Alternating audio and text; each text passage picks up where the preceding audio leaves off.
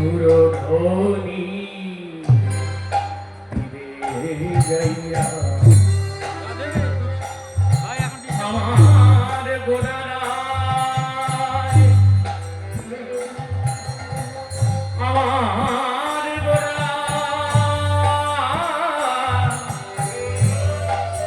আমার প্রাণ গোড়ায় সুরধ্বনি তীরে যাইয়া নবীন নাবিক হইয়া সহচর সহচর মিলিয়া খেলা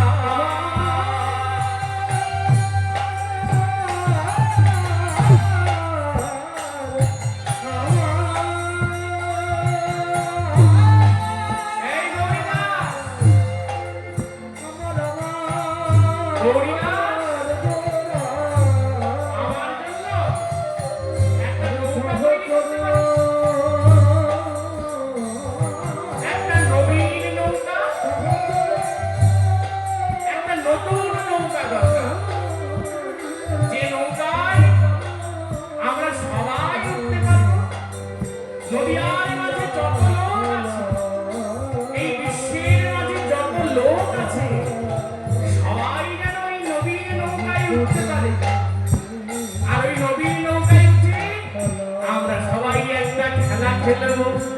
কি খেলা খেলবো জানিস? আর সহচর গণ লইয়া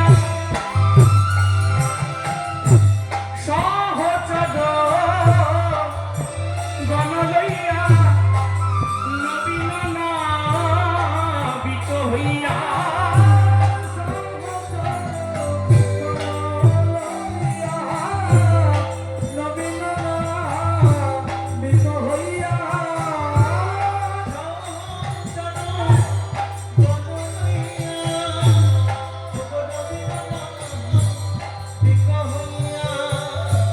সহচর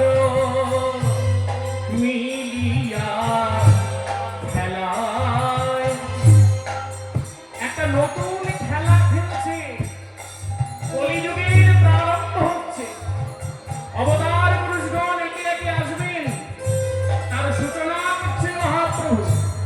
একটা নতুন খেলা শুরু হলো। কেমন খেলা? ও কৃপি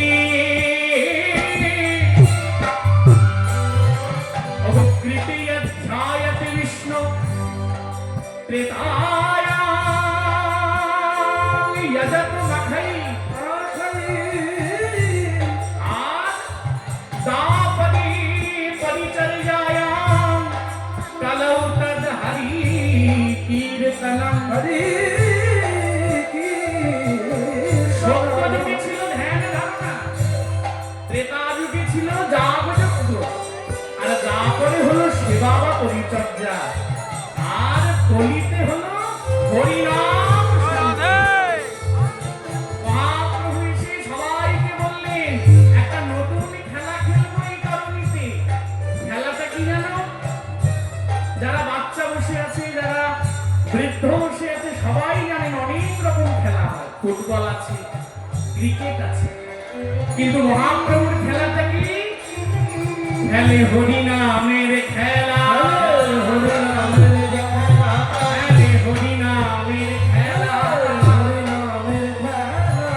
সুরধ্বনির দুকুল হয় উজালা, হরিনামের খেলা।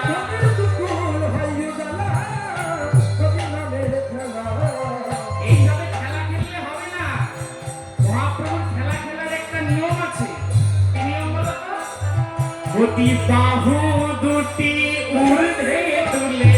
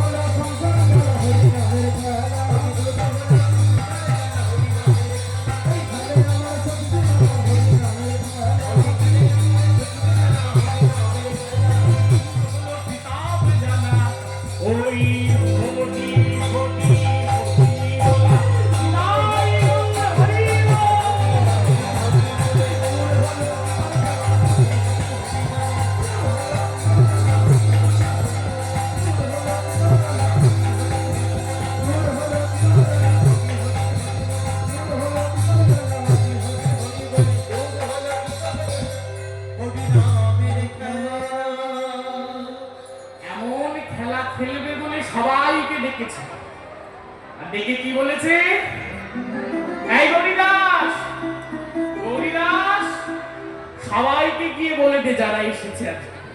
এই শোন, সবাইকে গিয়ে বলে দিয়ায় আজকে এই নৌকার মাঝে যে যে উঠবে। শুনতে পাচ্ছ সবাই? হ্যাঁ বলো জোরে, শুনতে পাচ্ছ? আজকে এই নৌকার মাঝে যারা যারা উঠবে তাদের 1 পয়সাও পারের করি লাগবে না, লাগবে না, লাগবে না। এই যে বলে দাও, শোনো শোনো শোনো, আজকে যারা এই পারের করিতে এই তরণীতে উঠবে তাদের 1 পারের করি লাগবে।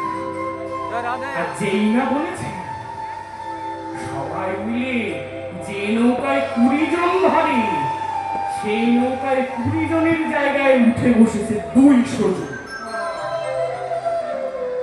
আজকে যদি আমি এখন বলি যতজন লোক এসেছে সবাইকে উৎসব কমিটির পক্ষ থেকে 5 দিনের জন্য দেওঘর ভ্রমণ করতে নিয়ে যাওয়া, এমনি না, বিনা পয়সা। এই বিশ্বের মাঝে পশ্চিমবঙ্গের মাঝে যত বাস আছে একটা বাসও খালি থাকবে না, সবাই যাবে। যাবে তো? যাবো যাবো। হ্যাঁ, আওয়াজ পাচ্ছি না, যাবে তো? আর এইভাবে 200 জন যখন উঠতে গেছে, উঠতে যাওয়ার সঙ্গে সঙ্গে যখন উঠতে যাচ্ছে মহাপ্রভু হাতটা টেনে ধরেছে। এইভাবে উঠলে তো হবে না, ওদের কিভাবে উঠতে হবে বলছেন শোনো। ভাগবতে বলছে নিদেহাদ্যম সুলভম সুদুর্লভম সুদুর্লভম লভং সুকল্পম গুরুকর্ণধারম। শোনো শোনো কলির দিন শুনে যাও, এই নিদেহটা হলো একটা নবীন তরি, যে নবীন তরি তোমায় পরম পিতা দিয়েছে।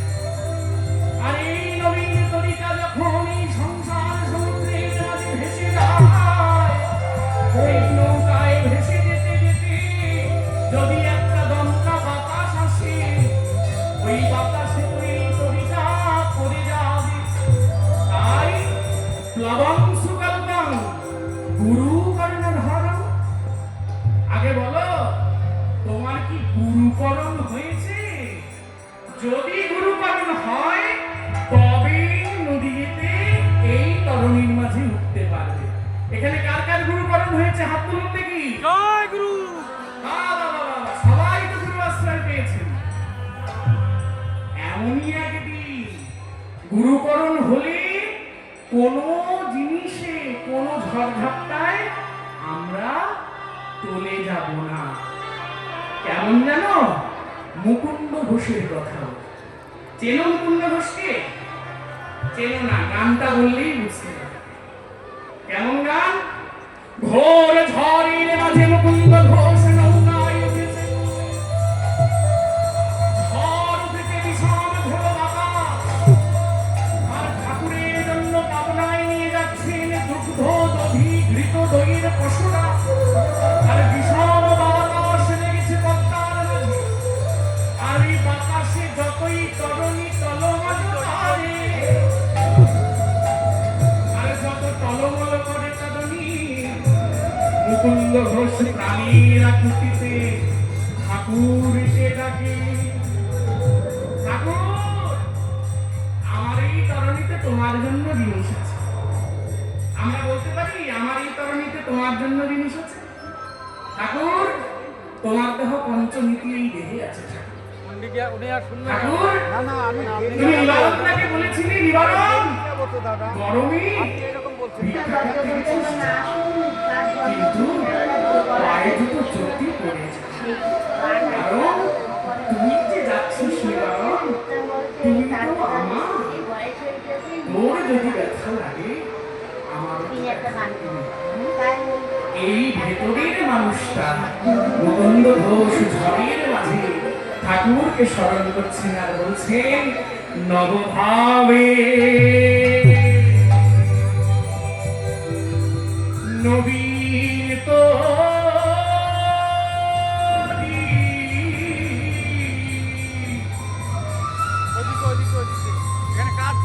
শ্রিয়নুকূল যার কান্দারি নব ভাবে নবীন তোরি শ্রিয়নুকূল যার কান্দারি নব ভাবে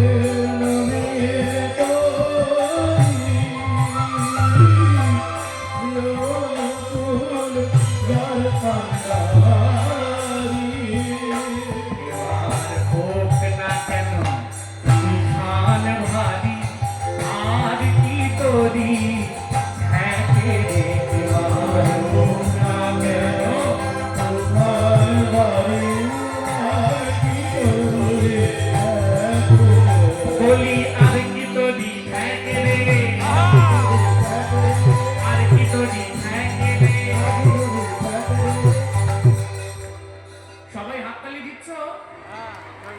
জোরে শুনতে পাচ্ছি না, জোরে হ্যাঁ বলো। হাতে তালি দিলে কি হয় জানো?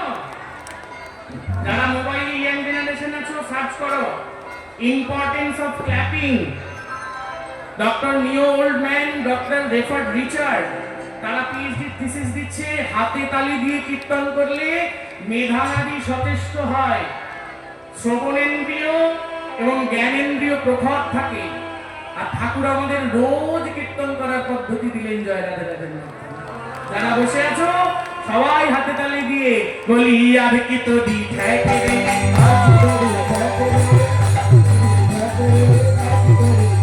বলি হোক না কেন তুফান ভাবি আর কি তো দি থাকে রে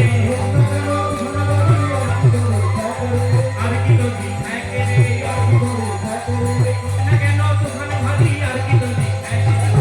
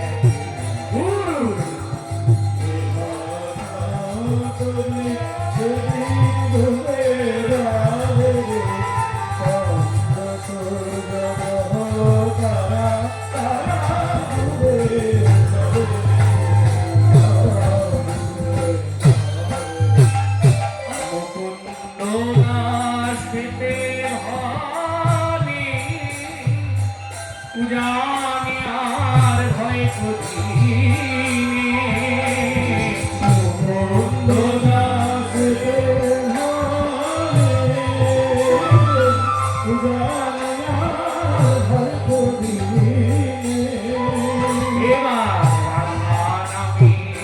বাদাম তুলে আমরা উজান বেয়ে যাবো রে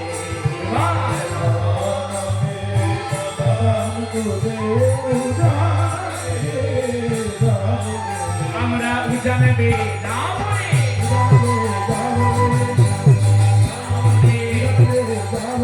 রাধা নামের বাদাম তুলে উজান বেয়ে যাবো রে আমরা রাধা নামের বাদাম তুলে উজান বেয়ে যাবো রে রাধা নামের বাদাম তুলে উজান বেয়ে যাবো রে দুহাত তুলে আমরা রাধা নামের বাদাম তুলে উজান বেয়ে যাবো রে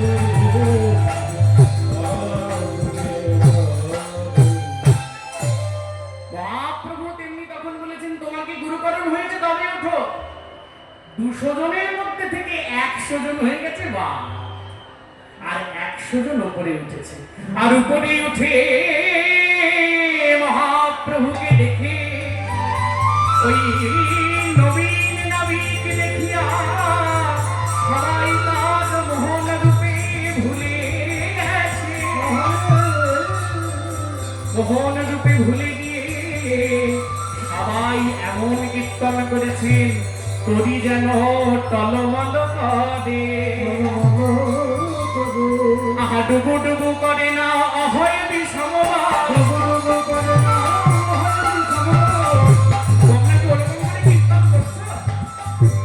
এমন করে কীর্তন করতে হবে জায়গা যেন প্রকম্পিত হয় ঠাকুর কেষ্টটাকে আঙুল দিয়ে বলছেন কেষ্টরা নবদ্বীপে গিয়ে দেখে আসেন যদিও ভাষা প্রয়োগ করা ঠিক নয় তার মতো সারা নবদ্বীপের মাটিতে 7 মানুষ নিচে যাবেন এখনো নামের ধ্বনি পাবে সবাই মিলে একসাথে বলি ডুবু ডুবু করে না হয়নি সমবা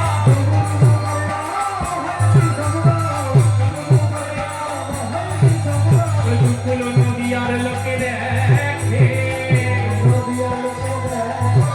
বলি ভুবন মোহন নাইয়া দেখিয়া বিবশ হইয়া ভুবন মোহন নাইয়া দেখিয়া বিবশ হইয়া ঠাকুর যখন পদ্মার পাড়ে দাঁড়িয়ে থাকতেন সবাই ভাবতেন কোন দেবপুরুষ দাঁড়িয়ে আছে তেমন করে সুরধ্বনির তীরে সবাই ভাবতেন নৌকা ডুবছে ডুবুক কিন্তু নৌকার মাঝে সুন্দর লোকটা কি রে দাঁড়িয়ে আছে এই এই শোন শোন শোন ওই সুন্দর ছেলেটা কি রে আমরা এমন নাবিক দেখি না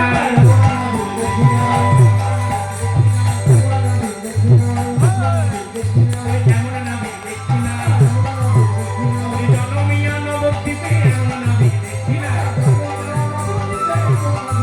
বলি জনমিয়া নবদ্বীপে নাম নিলেই পার করে বলি নাম নিলেই পার করে বিদায় বাবা হরি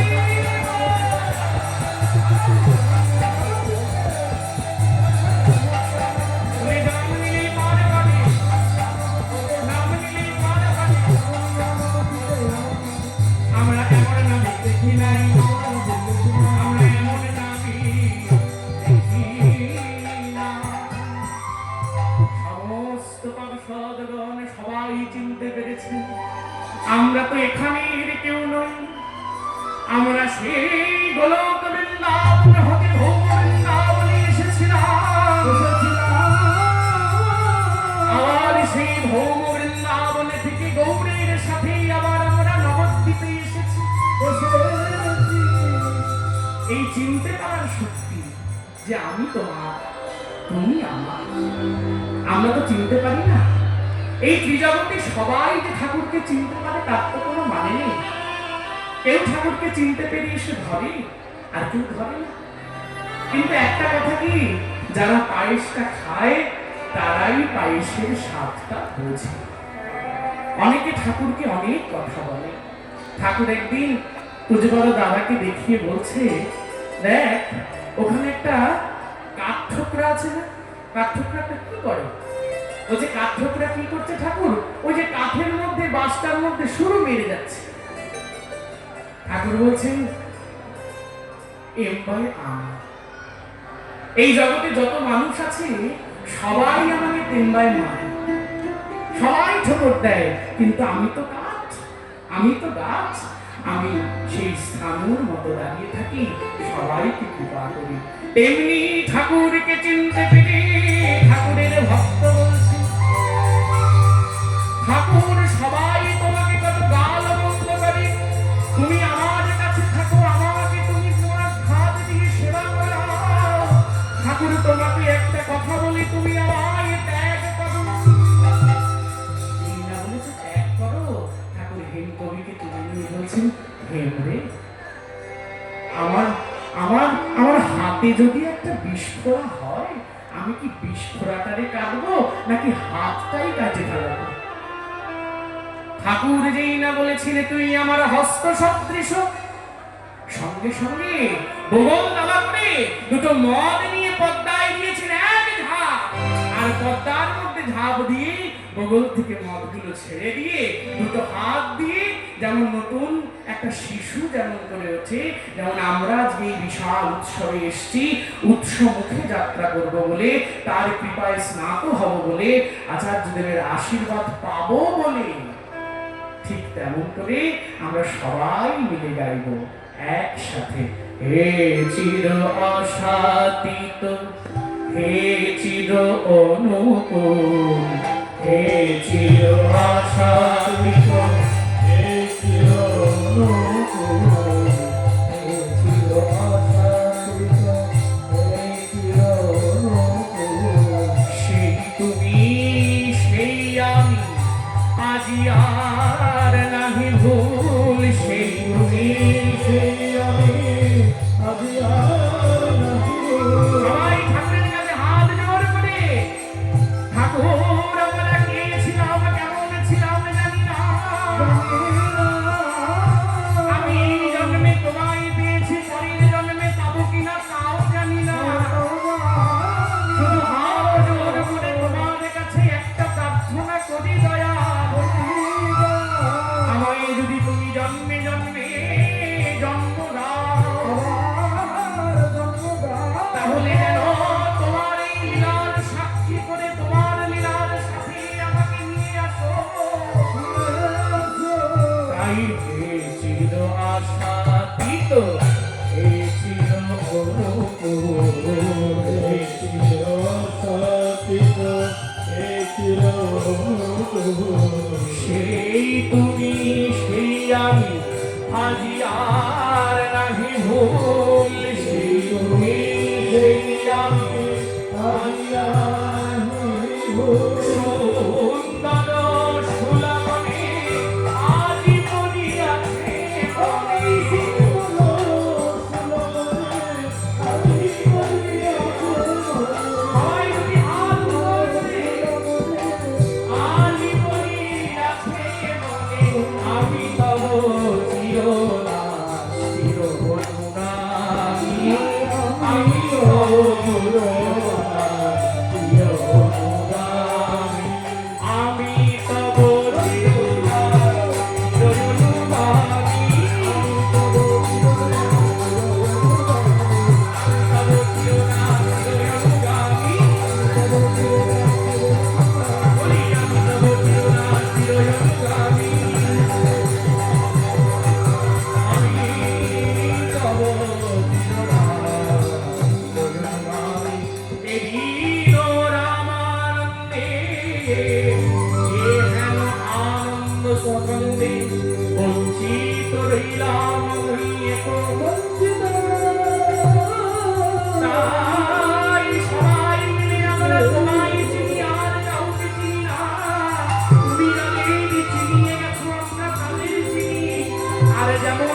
তোমরা পরম্পরায় এসে আমায় কৃপা করবে। আমরা কিছু না বুঝে না জেনে তোমার সেই কৃপা করায় স্নাত হব। সবাই মিলে নেচে নেচে এবার ওমন গুরু ভজ রে ওরে সোনার চাঁদ। তুমি দুনিয়ায় উঠলে তুফানকে দিবে আসান। ওমন গুরু ভজ রে সবাই নেচে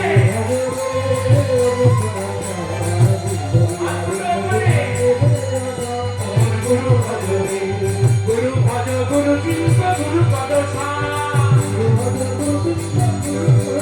বলি গুরু ভজ গুরু চিন্ত গুরু পদ বলি গুরু বিনা এই দুনিয়ায় গুরু বিনা এই দুনিয়ায় বলি বন্ধু নাই রে আর গুরু ভজ রে ওরে সোনার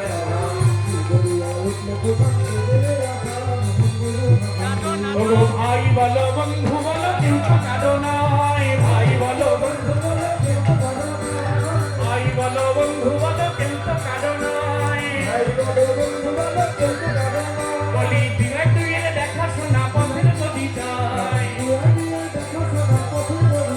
ওগো দিনে দুয়ে দেখাশোনা পথের পরিচয় ওগো গুরু ভজ রে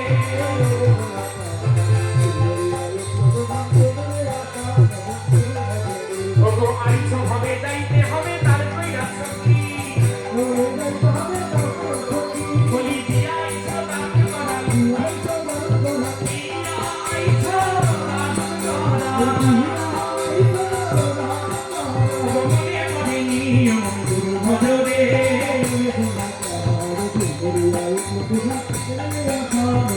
সবাই রে বলি হরি বল হরি বল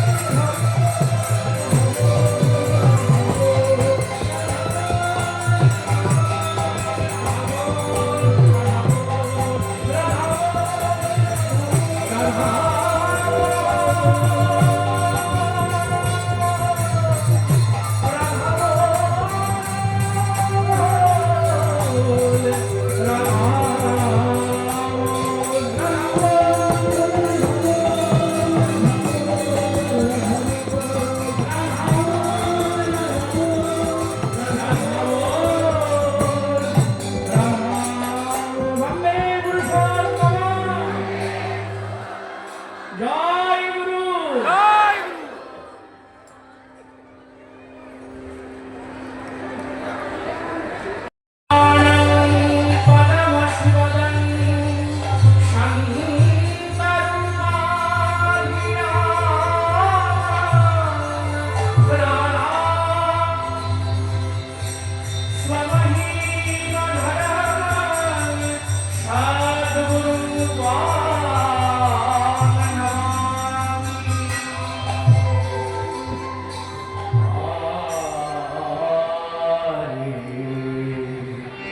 Oh